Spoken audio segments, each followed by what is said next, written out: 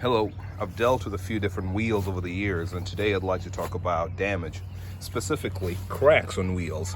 And this is more prevalent on the inner lip, the inner barrel. This one here, I bought it damaged, I know it was, and I'm trying to see where they marked the damage.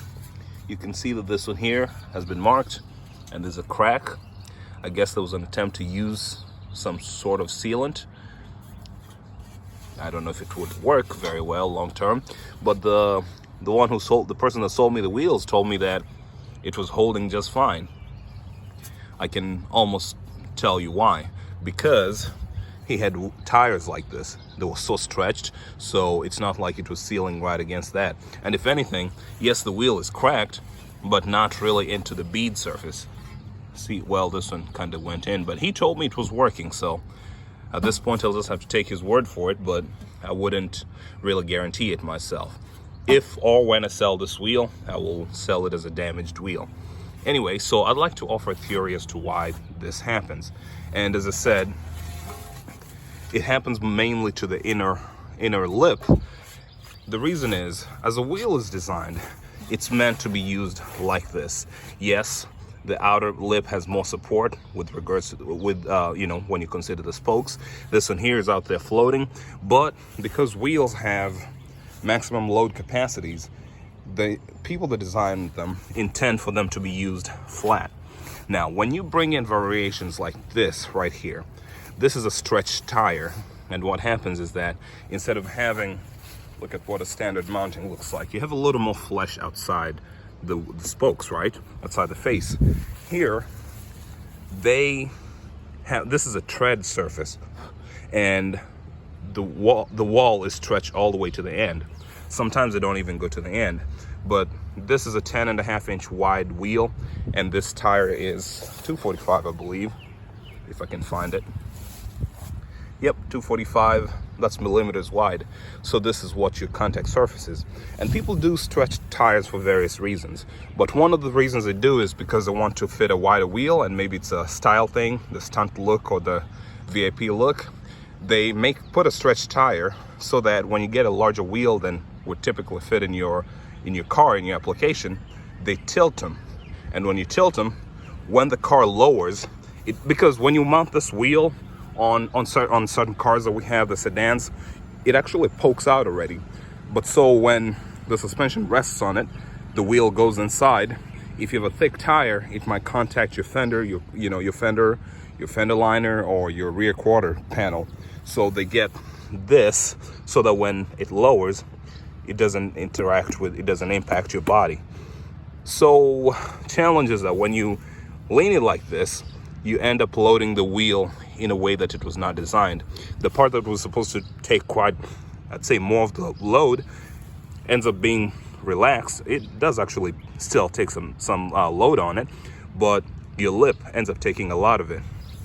So what happens is that if you hit a bump or separation, a crease on the road, you end up loading that little, the lip that's not very well supported, and you could crack it. Yes, granted, GTR wheels, I've seen them crack. I feel like I've just seen more and more of them. When I looked in the forums, you could see that as far back as 2009-10, people were complaining about the GTR wheels developing cracks. But I feel like in my interactions, the ones I've seen, at least in 2022, the ones I've seen with more damage are those that are used in non-GTR applications. This one here was used on a G35, I believe, and so aggressive look. Some people like the look, but I feel like that causes damage, and that's why I said it's not the only reason. It's just, I said I was offering that as a theory, as a possibility, and I know it does happen. I do have some proof, because one wheel that the guy sold me already has repair in different places. These are booger welds here, right? They don't look pretty inside, and here as well. This one cracked in 3 different places, and you can see they made an attempt to repair. I know it was holding air. Yeah, I believe that one was holding air. Nope. When I got that one, I did not really get it with any tire on it. But he said it held air, but as I said, I wouldn't put that in writing myself. I just sell it as a damaged wheel that needs repair. And I actually have a different wheel that I bought, a GTR wheel, and the way they did it, I did not even know it was repaired until it was powder coated, and then I saw it again and I said, oh, that has actually been repaired because of how well they did it. It was really smooth and inside and outside. And I'd say the cracks don't really look much different. It's just about how far it goes. And you arrest the crack, stop it here, and repair it. It doesn't add that much to the weight of the wheel, by the way, so nothing to be worried about. And then again, same style he had going on this one here. This one here actually came to me. The reason you see this is that he had ridden on the wheel, on the tire, long enough that, and maybe his camber settings were just so extreme that it actually wore right here. As you can see, this one doesn't look too bad, but the wall, it was already wearing over here. And this is not, it's not meant to be loaded against the road. It's meant to give you vertical stiffness, but now when you use it like a contact surface, it's going to wear a lot faster than here. So it wore through here, ate this. When I got it, it was split right here, and that's why you see that line over there all the way along the wheel. And you might have noticed this too.